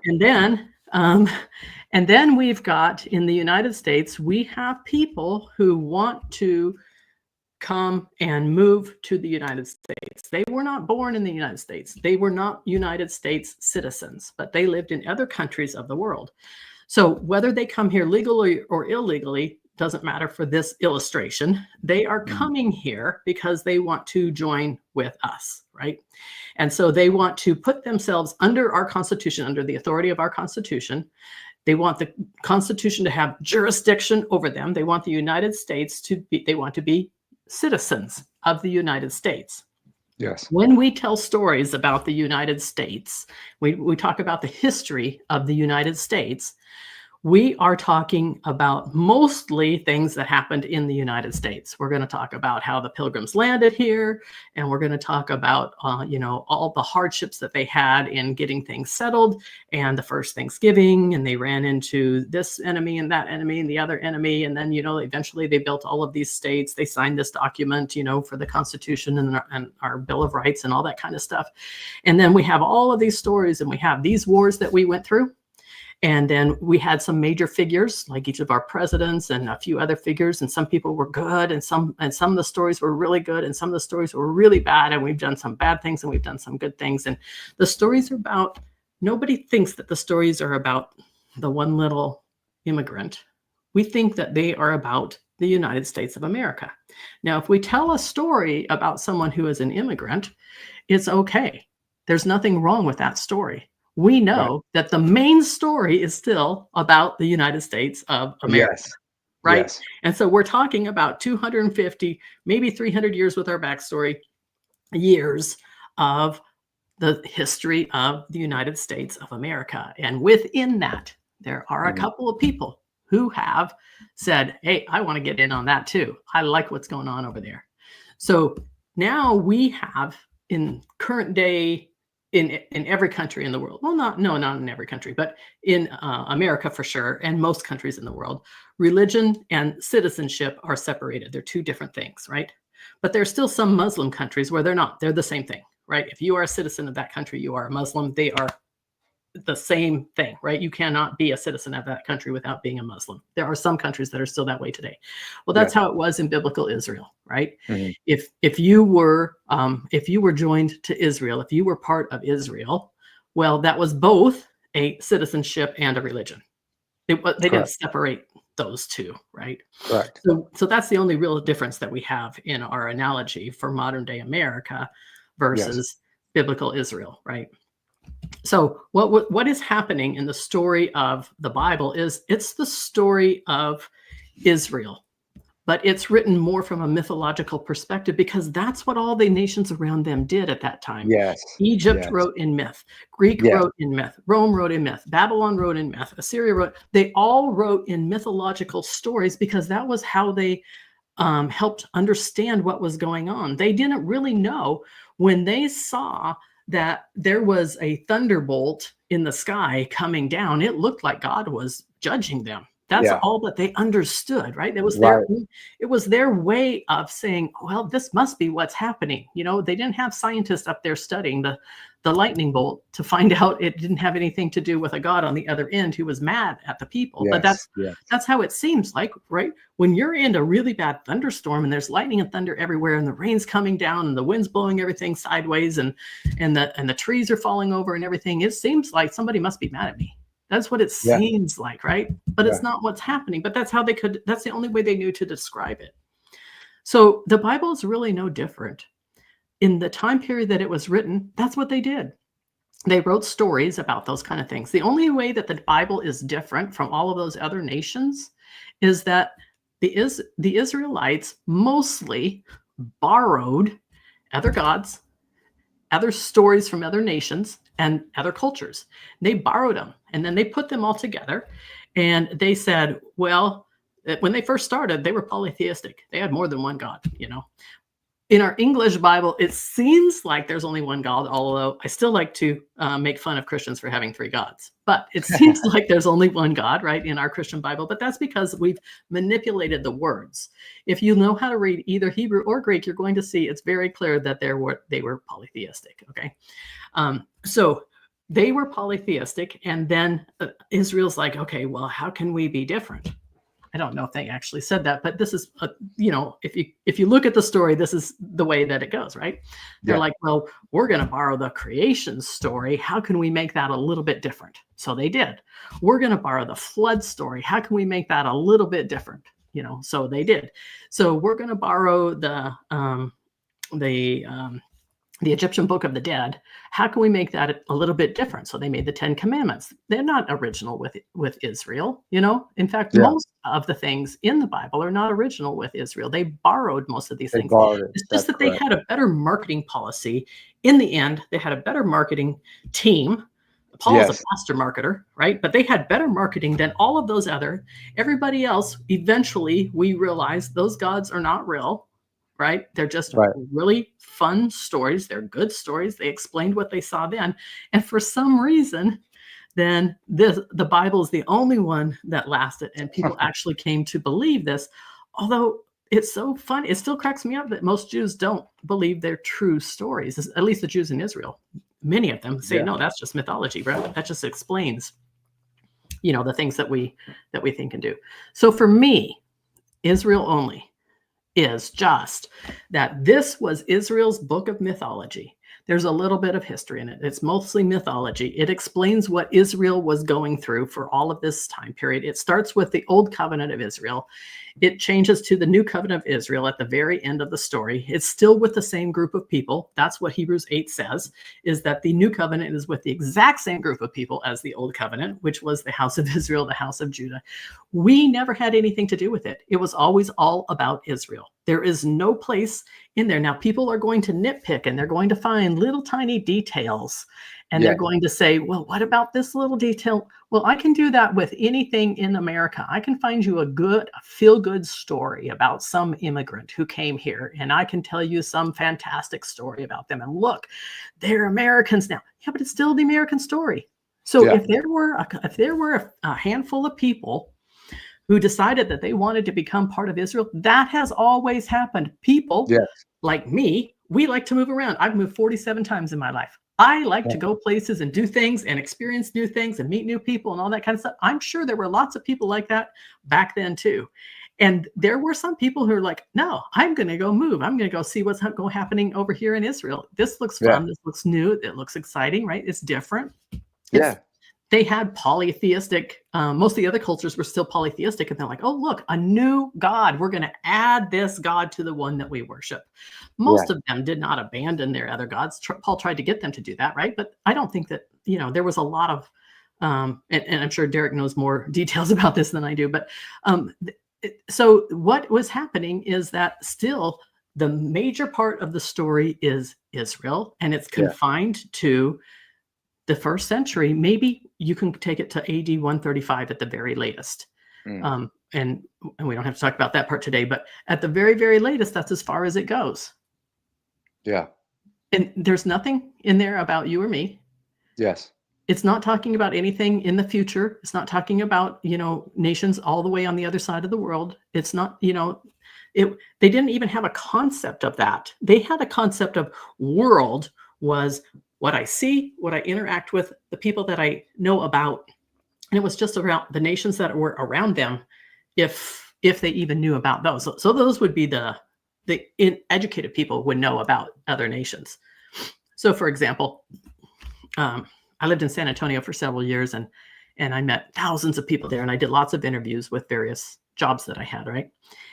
And I cannot tell you how many people I met who had lived in San Antonio their whole lives, had never once even traveled outside the city, Mm. not even gone up to Austin, which is an hour down the street, right? Wow.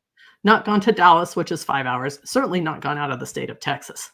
Like a huge percentage of people. Wow. And I'm sure it's the same everywhere you go, right? Yeah. And it's easy to jump on a plane and go fly anywhere. It really is. But people don't do it, right? Now, of course, there are many people who do, but there's just as many or more who don't. They don't Yeah. go anywhere. I met this one guy, and he had one thing on his bucket list. The only thing he wanted to do in his whole life was go to Dallas. And that was his lifelong dream. It was a 5-hour drive. I can't tell you how many times I drove that, right? I'm like, Yeah. that's your whole ambition in life, is to drive to Dallas? You know what? So if we look at back then, how much more with the How little much more? with the Right. limited transportation that they have. So what was their world? Their world was just what they could see and And do, surrounding. Right. their surroundings, and maybe a Yeah. famous person would come through, maybe Paul would come through and tell them stories about another city and Yeah. another church and another group of people. That was exciting. That was probably the biggest thing that happened to them, Yeah. because it just wasn't, there wasn't the majority of people nobody hopped on a train back then. But if we look at Paul's stories, and who knows how many of them were actually real, but, going on a boat was fraught with danger. It Yeah. wasn't like people just did this all the time. Right. So that's my version of Israel only. It's very similar to America's story. It's similar to Egypt's story at the time. So I don't think that it's because they are fiction stories. I don't think that the little tiny details are going to pull the plug on that, and all of a sudden we're going to all pretend that Jesus and Paul were talking about Americans 2,000 years later. Yeah. There's just nothing that Yeah. supports that in any way whatsoever. That's absolutely correct. And what a wonderful synopsis that you've given. That is 100% to the T. When I was representing the Israel only preterists, Jen, I've heard you make these statements before, these analogies, and I borrowed from them during my debates against the full preterists. That is exactly to the T how I was representing the Israel only preterists. That is pretty much focused in that covenant world, if we want to say that, their first century worldview. And so when we're saying Israel, it's talking about a corporate body. And even if you want to include true pagan Gentiles, because we know that the biological descendants, there are those who hold to a staunch view that not a single true non-Israelite is never included into the New Testament narrative. I had no problem relinquishing that filter and focusing on the conclusive arguments, granting it that if these states of affairs did take place, which they didn't, that it would lead to a conclusiveness. But my goodness gracious, what a very thorough, detailed view of Israel only. And you know what, Jen, I can see why you were in this as a contributing author of the book. Within the preterist community, that is a historical book that Michael Bradley has published, and definitely we can see why you're definitely in that book. What a wonderful explanation. If we can go ahead, Jen, really quickly, because we're at the 1 hour and 22-minute mark. Now, I know you and we can talk about this from sunrise and sundown. We can labor in this just like the Bereans, but I do want to go ahead and cut it off somewhere around the 1 hour, 30-minute, 40-minute mark, if that's okay. Usually the 2 hour mark, those who are dedicated into this, they'll listen to the entire thing. But my goodness gracious, time has flown by really quickly, but there is so much depth, Jen, to what you are saying. And my goodness gracious, I'm just delighted to hear everything that you're sharing with us today. But we have Richard Eckhart, He had states. Let me go ahead and go to a different one here. I don't want to attack Don any longer. I think that he's gotten enough. But let me see here. Richard Eckhart, he states this: the universalism conclusivity argument in Max Kingism is all persons in Old Covenant age, spiritual death, were in a corporate body that was resurrected in 70 AD. And Richard, him and I, we agree very much on the fallaciousness of the corporate body, covenantal body resurrection. Him and I, we team up against this ridiculous notion. We've actually done podcasts together. Any comments on this before we move on to other questions and comments? Well, just a comment about the corporate body. So when I was really in full preterism, and I'm just going to assume at this point in the show that most people listening at least know about full preterism. So I saw that there was this corporate body versus individual body debate. And as I got back into the group, that's the very first thing that I saw is that, Don Preston, Ed Stevens are still having the exact same debate. So nothing has changed whatsoever. So anyway, when I was in it, I always said it's both and. Yes. And so the example that I always give, which I told you the other day, is when I was in high school, I was in the class of 1981. That tells you how old I am. And I was an individual. I did my own work and I got my own grades and I got my own diploma. But as a class, we stood up as a class and we graduated as a class. So it was both and, right? It was both individual and corporate or collective, however you want to say it, right? And so when I was looking at the details of preterism in the Bible, which I think is just a story now again, right? I can see both things happening. So there are individuals, every individual had to make their choices if they were going to enter into this new covenant relationship. Again, these were the only people who were eligible to do this were the ones that were already under the old covenant, right? Which was Israel. Israel was under the old covenant. Then they got divided up in the middle of the story, and we've got the 10 northern tribes and the 2 southern tribes. And so house of Israel, house of Judah, and they're divided up. And then the New Testament is bringing them back together again. Okay. And so in the very end, this new covenant is a new covenant with this brought back together 2 groups of people, same group of people that they started with. It's just that they had this big division in the middle of the story. Right.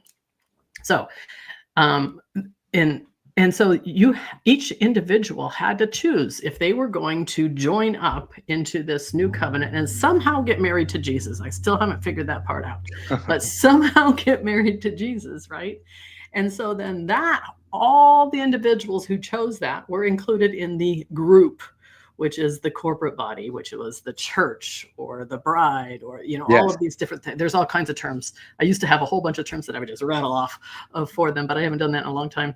And so it was both. So both the individuals and the corporate. And so for them to have this, I don't know how many decades long debate about individual versus corporate is just laughable to me because it is both. Both. If that makes sense. Yeah, absolutely. And when you just harp on one of them, like it's a covenantal societal change, it's like, well, what about the individual? What about the experiential factor? What about the climax? This marriage that was supposed to be consummated, this grand scheme of redemption. What in the world took place? My goodness gracious. Thank you for touching on that. Let's see. We have another question here, and we'll just go through these questions really briefly. I do want to include the audience because they are part of the preterist community. Many of them, just like Eastgate Adoptionist, he's very active in the Facebook group. Looks like we're going back to the critical approach to the text of the New Testament. Did men write these books decades later in a way to cut themselves out of the story? That's a very difficult question because I'm not exactly sure. So Mark, I'm guessing you're talking about the Gospels, all right? So Matthew, Mark, Luke, and John. Mark was written first. Mark did not write it. So Matthew, Mark, Luke, and John were not written by Matthew, Mark, Luke, or John. All right. So that's pretty well substantiated. So they couldn't cut themselves out of the story because they didn't actually write these books. The names of the books were assigned later, but they didn't. So Mark didn't write this. He was the first one. The Gospel of Mark is the first one that was written. Matthew and Luke copied from Mark, and then they made some of their own adjustments, changes, additions, and then John is just out there in left field. And so they can't write themselves out of the story or cut themselves out of the story because they didn't write these gospels to begin with. So I have a hard time answering this question. Maybe if you want to. Yeah, I'll go ahead and comment on this. Even if they never intended Eastgate adoptionists to cut themselves out of the story and vicariously apply this religious text to them, it still doesn't take away the practicality of this, that it is still a failed prophecy. So the only way to include themselves in this New Testament apocalyptic literature is to still wait for the coming of Christ, the return of Christ to take place. But the fact that it's been 2,000 years and it hasn't happened and it's been failing humanity, that's where critical scholarship comes in and says it's time to abandon faith. It's time to leave the waiting for Jesus club. So even if the church fathers and everybody else, even if we granted that your view, well, they were still including themselves in the apocalyptic prophecies, which they are. That's what Christians are still doing today. It's still failing humanity because it's been 2,000 years too long. And I like to ask you, Eastgate Adoptionists, what other religion would you put 2,000 years of your life, of your faith? If you obviously you're not going to live for 2,000 years, what other religion would you do this for? A Muslim prophecy? Would you do this for an Indian prophecy? Would you do this for a Celtic prophecy? Would you do this for African religion prophecy or a Native American religious prophecy? Why is it that you are still waiting for this prophecy to unfold, the return of Christ? Why are you still waiting for this? Oh, I can guess why. Maybe because you're born and raised in a culture where you have been indoctrinated, probably since birth, or heavily influenced because of our Western culture. That's why we have Bible superiority complex. And this is why it's very difficult for Christians to accept that all other religions have mythology. No problems. Greek mythology, oh, Hercules, oh, Christians say that guy's a myth. But our guy named Samson, oh, no, no, no, definitely not a myth. That was actually real. And Samson and Hercules are very synonymous as far as their superhuman strength. But this is what you call Bible superiority complex. Or you can do what I believe it was Justin Martyr who stated this when he was critiquing Dionysus and his resurrection. Justin Martyr, I believe he's the one who stated that the devil is the one who's deceiving humanity, that Christ is the one who resurrected. And all these other mythologies, well, that's what Satan is doing. He's making all these other mythologies so that people could be aired away from the true resurrection of Christ. And that's what you have to do. Christians have to use faith. They have to use the Holy Spirit and Satan in order for them to make their arguments to be true. They have to use the Holy Spirit, that they are the correct ones to interpret the text. And then they have to use faith when they get pressed with logic and reason. They say, well, you still have to believe in it in faith. And you have to use Satan, that Satan is blinding everyone's cognition, that Satan is blinding everyone from seeing the truth of the gospel, or at least their exegesis of the text. That would be my approach to that. Let's go ahead and get to the next one here. Oh, we have a compliment for you, Jen, from True Dad. Jen is a very intelligent person. I have to agree with that. Jen, I have stated before that you are less than 1% of the entire of all the population in the world. Less than 1% has your depth and knowledge. You are like an FBI, CIA agent. I mean, my goodness, in this theology. You know, I don't really meet a lot of people in my personal life who know my level of theology, but I am your student, by the way. You are light years ahead of me, and I'm under your tutelage. I think I said this in the Facebook group. I'm in the front row of your classroom just taking notes. And so, my goodness Thank gracious, you definitely, Jen, you are a gem, if I may state this. You definitely are a gem. Let me see here. We have Carlos G. I think this is a question for you, Jen. Now that you left Christianity, do you now abide more along the secular humanism framework? If not, how do you establish your moral justifications to call another wrong over your preferences? you.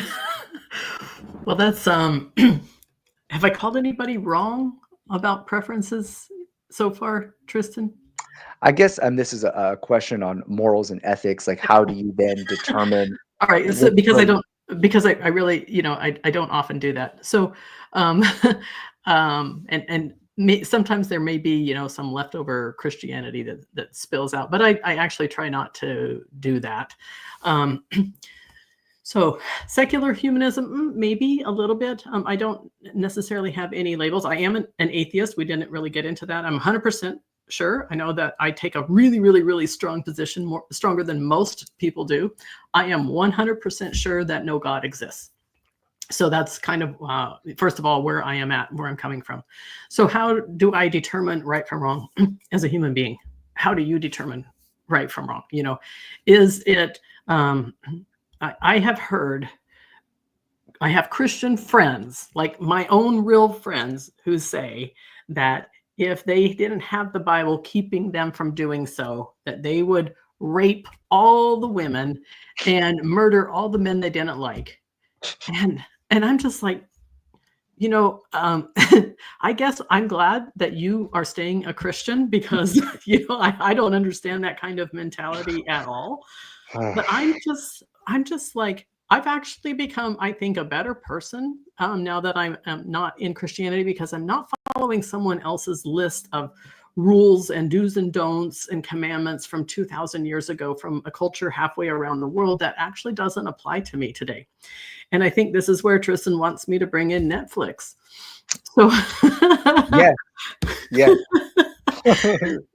So when I was growing up and when I was a Christian, I was so dedicated. I didn't watch TV for my whole life. I didn't watch TV. I watched a couple of movies. We would rent, you know, like from Blockbuster, we would rent DVDs and VHS, you know, once in a while. And but like my kids, they were, let's see, I think my daughter was like 15 when I let her watch Little House on the Prairie for the first time. You know, we just didn't do it. We didn't. And so it wasn't until 2020 when we were locked down and I had, you know, we didn't have a whole lot to do. And my neighbor insisted that I watch this TV show with him. And I was just like, you know, not interested. And so he gave me his Netflix account, you know, sign in. And I started watching and I was like, wow, I missed all these things my whole life.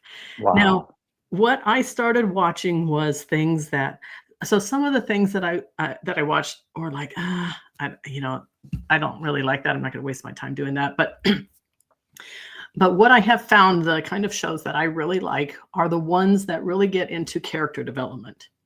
And so what that does for me is there are some shows, whether it's Netflix or anything else, right? There are some shows that really talk about situations. They bring up situations in life, and how do you know if this is right or wrong? And it's not black and white. And so there's one show, I can't remember what it's called. Somebody probably remember, but where in every episode, this guy kills somebody, but because it's actually the right thing to do. It's a very, very controversial show. And it made me really, really, really think that if he hadn't been a vigilante killer, basically, other people would have gotten hurt. Other people would have had their lives destroyed or their family destroyed, or they would have killed their child, or they would have raped that woman or whatever. And so this guy is a vigilante. And you know, people say, oh, but we should let the law step in and take care of it. But part of the show is showing that the cops couldn't do it because the crime hadn't been committed yet. So if you wait till the crime is committed, right? Yeah. You know, well, then people have been hurt. Well, that's really where most humans, without recognizing it, we determine what is right or wrong for our own lives based upon if other people get hurt or not. Most humans do this, right? Yeah. No matter what the Bible says. So when in the Bible, many Christians, for example, are pro-life. And I was really pro-life when I was in Christianity. And I led all kinds of pro-life stuff. Of course. I was really big into that, right?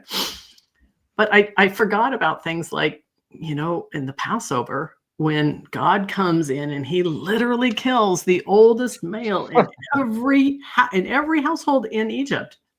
I mean, how pro-life is that? Exactly. He's killing, the old men, and he's killing, you know, the men who are in their prime, but he's also killing the little babies. If that was a new baby and that was their first one, boom, they're dead. And David's illegitimate child in Second Samuel. There's tons of stories. There's tons of stories. Killing a baby, my goodness. You know, and so if I were to look at this with you know, today's eyes, and nobody told me, that I had to look at this through the Bible's eyes, and I just looked at these stories, we would think genocide. Absolutely. That we would be screaming that this is genocide against Egypt. And we would be out there carrying the Egyptian flags and marching for Egypt and sending billions of dollars to Egypt because we are going to help Egypt because somebody is committing genocide in Egypt. And that's what we would be doing. And so we have this twisted version of morality from the Bible, and we don't even question it, right? But real people who don't have somebody else telling them how to live according to, some random list of rules from 2,000 years ago, halfway around the world, in a culture that does no longer exist, but also has nothing to do with us today. How do we decide? Well, it's not always black and white. It's hard. Sometimes it's hard. And Netflix has really, really, really helped me to be able to look at one thing I like about, it's not just Netflix, but one thing I like about some of these, the series. So the longer they go on, like, 10, 11, 12 seasons, whatever, the longer they go on, the more they have a chance to develop the characters, right? And when they do that, you get to see, okay, these characters make mistakes, right? And when they do, there's a natural consequence. Or sometimes the characters do really bad things and nothing happens to them. You know what? That's real life. That happens in real life. Is it worth it to take that risk? Because usually they're on the run for the rest of their life. There's literally thousands of things, but it takes everything that's happening in today's world and it puts it into a story format. Now, we don't go in and say, oh, I belong in that story that I see on TV. They make you feel like you're part of the story. They make you want, it doesn't matter. Like, and I wish I could remember the name of that show, but the show where there's the vigilante killer, they make you cheer him on. In real life, you would never be cheering on the guy who is the murderer, but they write it that way, right? And so you feel like you're part of this story. And often I will say, you know what? If I was in that show, this is the character that I would be. I feel like it, right? Because they're really, really, really good at that. But in doing so, they help you go through and they process all of the things that are happening in today's world, because it is not black and white. It is not. So we look at Mary, for example. Supposedly she got pregnant around 13 or 14. What if that happened in today's world? And she said that God did it. And she said that God did it, right? Yeah. But everybody was getting pregnant around 13 or 14 back then, 2,000 years ago. What if that happened in today's world? Right? It'd be considered immoral. It'd be something. Well, there'd be a lot of people going to jail, right? Yeah, so absolutely. Called pedophiles. They would be all those men would be called pedophiles. Yes, that's correct. And they'd be crying for them to all go to jail, because that's what we're doing in today's world. Correct. But why is it that we have an artificial delineation at age 18? So if you're an 18-year-old man and you have sex with a 17-year-old woman, oh my gosh, you are really bad. You are a bad person in today's world. But why did we make that artificial delineation? So we've got all kinds of cultural things happening today that we should discuss. Yeah. That it doesn't have to be that it's, I used to be a very black and white person. If the Bible said it, I'm doing it. That's it. Yeah. That was my whole world, right? I didn't have to think. Now I have to think. Now I have to actually process it and think, well, if this happened, there might be these consequences, but if this happened, there might be other consequences. If you don't do anything, there's different consequences. And, which one's the right thing to do? Yes. According to today's world.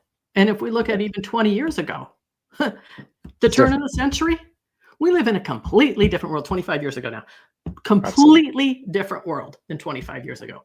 Night and day difference. I mean, almost hardly anything the same about those two worlds, right? So why are we looking at the Bible 2,000 years ago and saying, I have to live my life according to what the Bible says?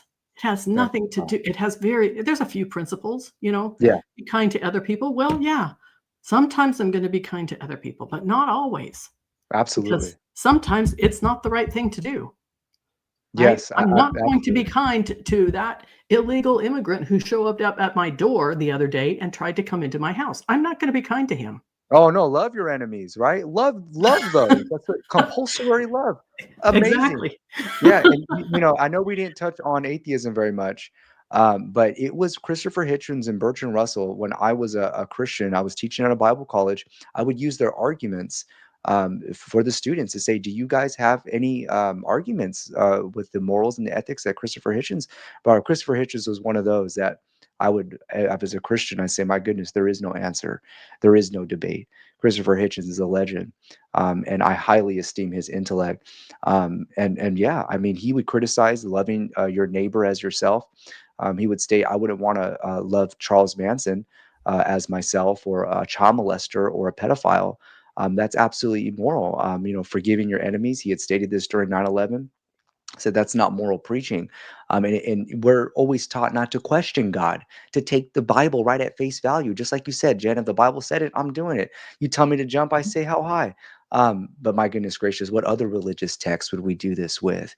And so that type of incoherence, well, other religious texts I'm not going to staunchly adhere to like that, but only the Bible will I do this with.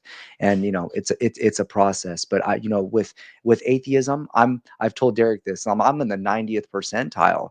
I feel, I think, in my framework, I live as if there is no God. Could there be some sort of simulation theory? Could there be something out there? Maybe. I always leave a little bit of room. But I'm definitely siding. And just many have stated, well, you haven't become an atheist yet. I go, hey, I accept it. If I take that leap or whatever, I'm fine. But at the end of the day, I'm definitely no enemy of an atheist, and I will side with an atheist in their worldview. I mean, obviously not all. But there's new forms of atheisms, modern atheist perspectives that are, if you want to compare theism and atheism, you tell me what country in the name of atheism, or what regime in the name of atheism went out and slaughtered Native Americans for hundreds of years, like the Christians and the Catholics did here in America. My goodness gracious. I mean, we're just barely scratching the surface here. It's not even a comparison. So I want to commend you, Jen, for that. But it looks like, we have Alan Bondar has something to say. Hey, guys, just want to let you know this was awesome. It makes me want to go dance in the streets. Who's with me? My goodness gracious. Man, I got to go get that tatted on my skin today. I'm tired of waiting. I just got to go and do it. This dancing in the streets is absolutely phenomenal. Every time, Jen, I hear dance, like I hear it in a song, or I hear people say that word dance. It's always going to be remembering of that time when this legend in full preterism stated that the saints danced in the streets in 70 AD. I just can never unsee it. As a matter of fact, there's an admin. Her name is Deborah. She's been an admin for a long time there. She has told me the same thing. She goes, I'll never be able to unsee it. Every time I see and hear that word dance, I think of Dawn. But at the end of the day, I can't. It's just so, it hits home so much. But Jen, we're at the 1 hour 46-minute mark. I wish we could have touched on atheism a little more. I do. If you would like to, we can. I can go on. But if you like to talk about atheism, let's do it. But if you wish to cut it off here and make your final statements, by all means, go right on ahead. I'll just say something really quick about it, just kind of along the lines of what I've been saying so far, so that there's kind of a tie it up with a little bow here. Yeah. So for me, when I first left Christianity, the first thing I started out my video was saying I am not an atheist. And I had no intention of ever becoming an atheist whatsoever. But the more that I studied and the more that I learned, where I came to was, if the Bible is mostly fiction, mostly mythological, and they borrowed all those stories from other nations, other gods, other cultures. They borrowed all the gods, they borrowed all the stories, they borrowed all of this mythology. Then we know already that all of those other gods are not real. Yes. Right? So if Yahweh, if Jesus, if people say Elohim, they just don't understand what that word means. But if these gods in the Bible are just borrowed from other gods, why would we say there's still a chance when we know all the other gods don't exist? Right? Yeah. So then I look at, all right, so what evidence do we have for any god whatsoever? I've asked thousands of people. None. It's faith-based. I've got nothing yet. Zero. When I first started asking that, I was literally like begging people to show me the evidence so that I could still hang on. I wanted to be a deist. That's what I wanted to be when I left Christianity, is I wanted to be a deist. I really, that's where I wanted to end up. Yeah. But I was begging people to show me the evidence for a God. And so far, none, none, none. Same thing for Jesus. Show me the evidence for Jesus. Nothing. Yeah. We've got nothing. My family were biblical archaeologists. We were really, really big into proving that the Bible was true. Wow. I'm not going to talk about all of those things here, but that was the one thing that kept me from being an atheist for a long time until I just began to realize and I can address every single one of those. And maybe we'll do that in another time. Of course. Of course. But the bottom line is, in all of the history of mankind, we literally have zero evidence for any God, any religion, any time, any place. There's zero evidence for it. Yeah. And we do actually have scientific explanations for everything that happens. And I'm not going to get into that now, but because I can actually give you an answer for all of those questions, the whataboutism, right? Yeah. I can give you those answers now. Pretty good. Not that I'm going to say that I can, tell you 100% of, every question that you have, but people start asking me all kinds of questions I had no answers for, well, how did we get here? Where did we come from? Where are we going when we die? What happens this and what happens then? And Yeah. all that kind of stuff. And so then it forced me to actually study them. And so now science has come a long way. We can actually answer all those questions. But we're not going to do that today. But that is why I am now. So I study until I reach a conclusion, right? And so for years, 50 years probably, I'm still in the study mode. Once I reach a conclusion, that's it. I'm done. If I am absolutely convinced that this is the truth, and I'm all about truth. On my Facebook, I call myself a truth seeker. I'm still a truth seeker. No matter what the subject is, that's what I am, is I'm a truth seeker. So if the truth leads me that there is absolutely no God, and there never has been, then that's where I'm going to be. Never thought I would be here. Never, ever, ever thought I would be here. But that's where the truth led me. Yes. And, I have often asked Christians this, if the truth were to lead you out of the faith in Christ, would you side with faith or would you side with truth? And it's a conundrum there. If you found out, just hypothetically, if you're a Christian, you found out that the truth meant to abandon your faith, would you still hold on to faith or would you hold on to the truth? And there's a conundrum there. And I think many people who are still Christians today have decided to hold on to faith. Yes. Because that is the answer that I get. You must still have faith. Yes. You must still have faith, right? Right? No matter what I have found out, you still have to have faith. That's the only answer that they give me, because there are enough of us out here now telling people the truth, right? Yes. That they have to actually openly reject it. Yes, and it's an abandonment. It's an abandonment of reason. And Tertullian, one of the founders of the Trinity doctrine, he made a phrase called fideism in philosophy and epistemology. It just means faithism, which means that you're putting faith superior to logic and reason. Namely, when you look at the existence of evil, when you look at the hiddenness of God, all of these philosophical investigations, it's kind of like the Trinity. How can you believe that God is 3 in 1? Well, you just got to believe it in faith. You have to just abandon the logic, just spiritual faith. And I got tired of that. I want a logical, reasonable answer. And I have to commend you, Jen. Like I said before, you are a legend in my eyes. And I know many others as well. And I believe your best days are ahead of you. I truly believe you are a game changer. You are still a minister to the human race, no longer a minister for Christ, but a minister to the future generations of humanity. And you are a legend. As a matter of fact, Alan Bondar says, "Preach it, Jen, preach it." And Alan says, "Jen, you're so on fire today. Your hair has turned red." My goodness. Yes. My goodness gracious. Thank you, Alan, for that. And, Alan, I met him just a couple weeks ago. We talked. I mean, what a joy to speak to him. I mean, he's on fire for truth, and, he left Christianity, and I'm hoping that he would debate Don. I'm just being quite honest with you. He wants to debate Don. Him and Don have been going back and forth on theism, intelligent design, and all of this. And you know what? I think that would be good for Don to, debate Alan, and something different, other than full preterism. I think that would be good for him, So, I'm a fan of both. I still am a fan of full preterism because I enjoy it. I enjoy what it does. Hey, it's led me out of Christianity. I'll say that. It was something that led me out. So I'm definitely a fan of it. And I'm definitely a fan of IO because that led me out of Christianity too.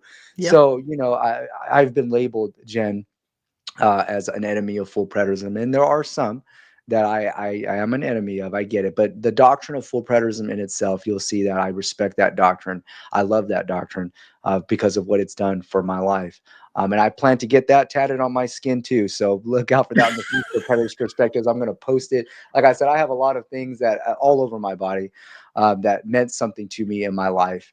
And so, at the end of the day, Jen, you do mean something to me in my life because it was by your words, by your interviews, by your podcasts and the statements that you've made, your insight, your dedication that I felt such a kinship with as a former Christian that got my attention. And, real recognizes real. And that's just as the best way I can say it. And, Mhm. I can't thank you enough. And I'm excited what the future holds for you. And my goodness gracious, I'm a fan for life. And if there's anything I can do for you, Jen, by all means, you always have a friend in me. And I'm just so delighted to have you on my podcast. And I'm hoping that in the near future, we could have more. And my goodness gracious, if there's anything I could do to, help promote, your YouTube channel, Answers from Genesis, I'm going to post it in the description. My goodness gracious, everybody, even if you are a Christian and you would like to sharpen your apologetic, by all means, check out her arguments, check out the things that she has to say. If you're a Christian, it is your duty to have an answer for those who question your faith. And Jen is somebody who is definitely a logical, reasonable person who is not going to use faith as a cop out or a substitute or use faith as a superiority instrument to just have a common sense explanation for exegeting the scripture. So, Jen, are there any final words that you like to say before we sign off? Just thank you for having me on, Tristan. It's been great to meet you. I, because I stepped out for several years, there were a bunch of people that I didn't meet along the way, and now it's like, well, I'm sorry, but I'm very, very glad that I get to meet you. And it's always fascinating to me to find people who have gone down similar paths. Mm-hmm. But it wasn't like I tried to convince you to go down this path or anything like Sure. that. We did that separately, and so. When people end up in the same place, all on their own, intelligent people who have studied and spent their whole lives in this, and we end up in the same place, well, there's something for that, and there's something that people should listen. And if there's anything that Tristan or I are missing, let us know. I can guarantee I didn't miss any verse in the whole Bible. It's kind of funny when people just post a verse. I'm like, did you think I missed that one? But nope, didn't miss that one either. But if there is anything you think that we're missing, let us know. But we've researched this a lot, a lot. Yes. And so life is much better on the outside. That's really what I want to say. So I know that you can't see it if you are a Christian right now, whether you're full preterist, IO, just Sam Frost or anybody, life is way better on the outside, but it's not something you can ever experience until you actually experience it for yourself. My goodness gracious. I know that's not much to say, but it really is. It really is. It really is. I'm no longer believing that humanity is cursed from a man thousands of years ago who ate a piece of fruit, and now God did a mass punishment on the human species. There's not a demon in every corner. I have more, love for humanity, more zeal so much for more. so much more, so much more. When I look at religious people, Jen, I there's a sense where I do have, especially if they're a grown adult, I do sympathize with them. There's a little bit of sympathy there and empathy as well, because we were all under that prisoner of biblical literature. And, all I know is that your motives are pure. My motives are pure. And all the intentions that we have is to just declare what we believe is true. And even though we don't have all of the answers, we can tell you what the answers are according to a Bible worldview. We can tell you what the Bible is and what it's not. And that's what's most important. So thank you, Jen, so very much. I'm looking forward to engaging with you much, much more in the future. And you know what? If I could just propose this, I don't know if you've ever been in any formal debates, but my goodness gracious, would you be a weapon in any formal debate? And I would absolutely love to sponsor. And I'll put this out there. If there's anybody that would like to engage in this or have a live discussion, my goodness, I'd be on the front row. So that's something to ponder. But anyways, Jen, thank you so very much. My goodness gracious, I'm on cloud nine. And everybody that's tuned in, thank you for your attention. I'm looking forward to hearing more from Jen in the future. Her YouTube channel, Answers from Genesis, I'll post it in the description when this clip is uploaded. And by all means, I'm sure they can contact you, Jen, and I'm sure that you'll be available to, help change someone's life. So thank you so very much, everyone. Thank you for your attention, everybody in the chat. And I'm looking forward to what the future holds. So thank you so very much, everyone. We Thank are you. signing off. Thank you.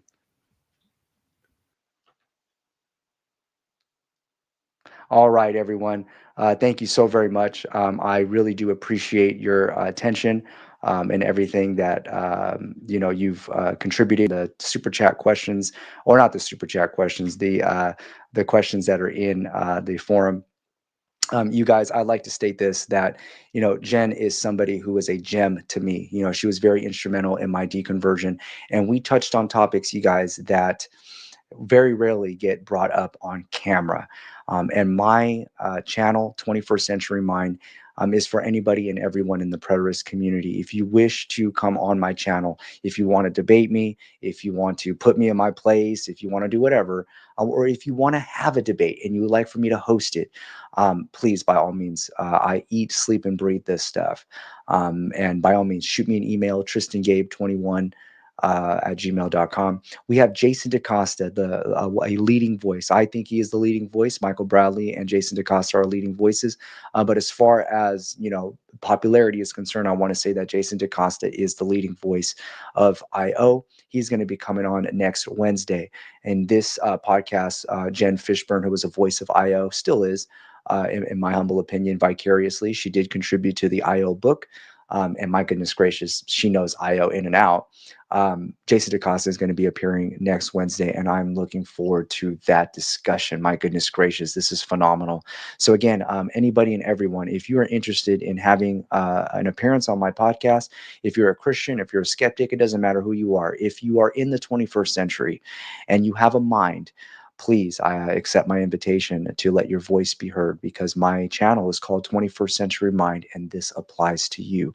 So at the end of the day, you guys, thank you so very much for your attention. I want to thank Jen Fishburne for being such a legend in the preterist community. And my goodness gracious, she is literally less than 1% of the entire human race has her insight of Bible theology. And so definitely anytime that she appears on a podcast, anytime you see her, by all means, give your undivided attention to her, because what she speaks is gold.